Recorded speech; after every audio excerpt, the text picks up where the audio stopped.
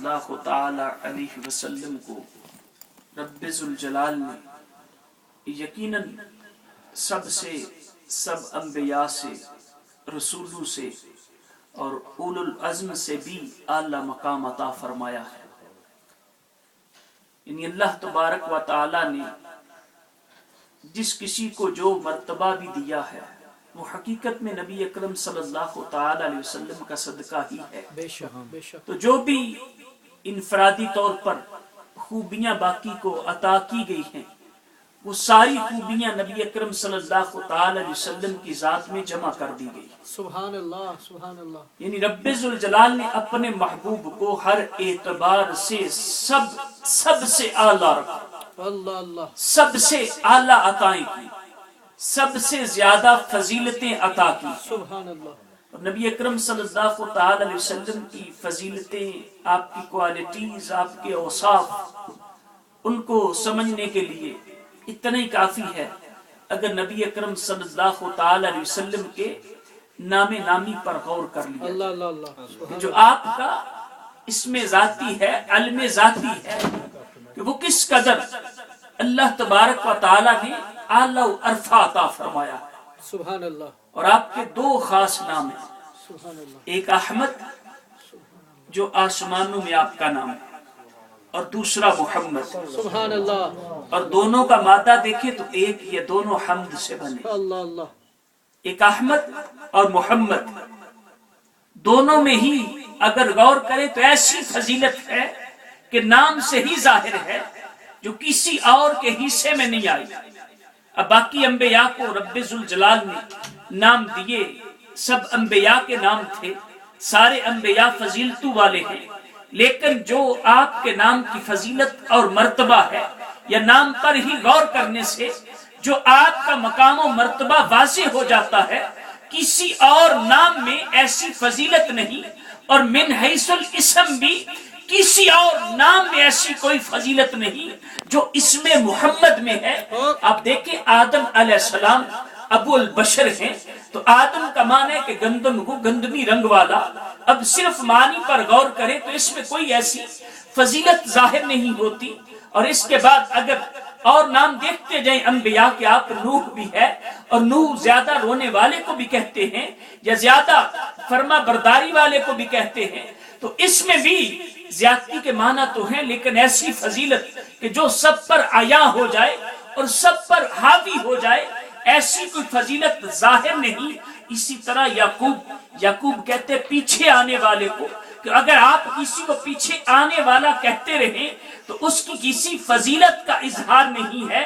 آگے چلیں دیکھیں کہ موسیٰ، اور موسیٰ کا معنی ہے پانی سے نکلا ہوا یا پانی سے نکالا ہوا، اس میں بھی کوئی فضیلت من حیث الاسم ظاہر نہیں ہوتی، کوئی ایسی فضیلت کہ جو سب پر فوقیت لے جائے۔ اسی طرح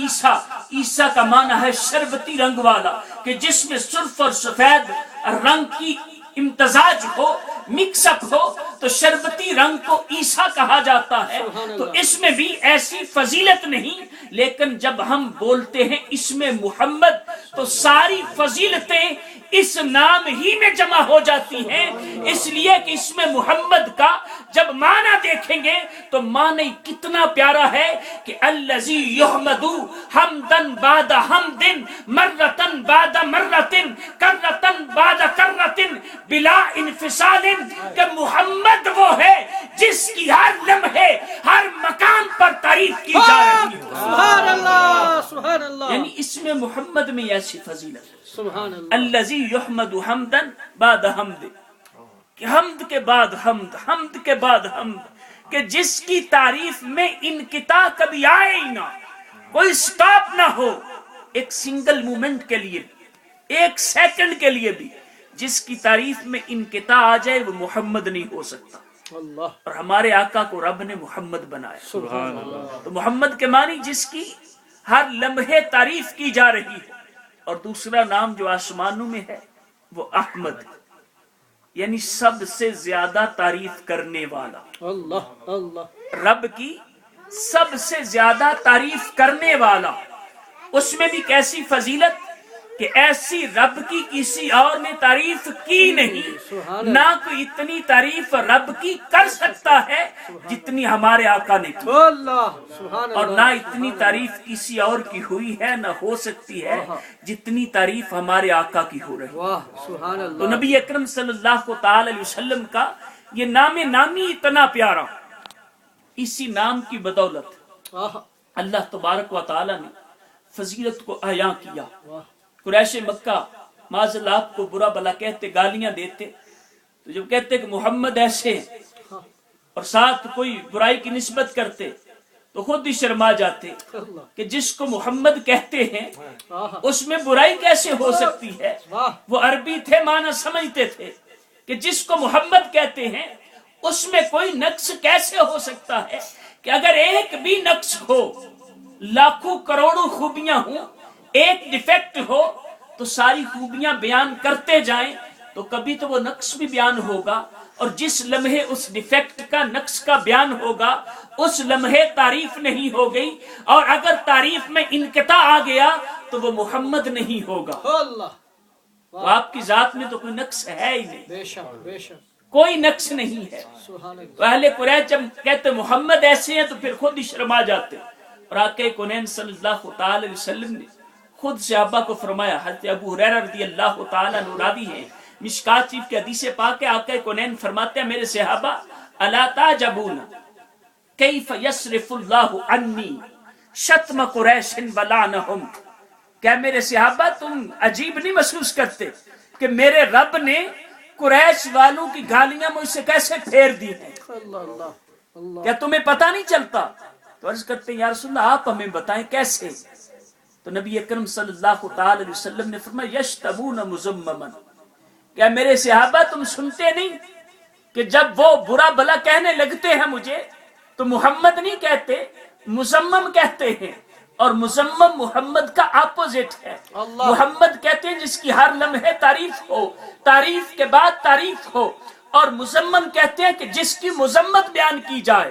جس کے نقص بیان کیے جائیں۔ تو کہا صحابہ دیکھو کہ جب بھی وہ گالی دینے لگتے ہیں تو محمد تو ان کے منہ سے نکلتا ہی نہیں، بلکہ وہ مذمم کہہ کر بکواس کرتے ہیں، تو وہ مذمم کو گالیاں دیتے ہیں، میرے رب نے مجھے محمد بنایا۔ سبحان اللہ سبحان یعنی اللہ رب ذوالجلال نے کس انداز سے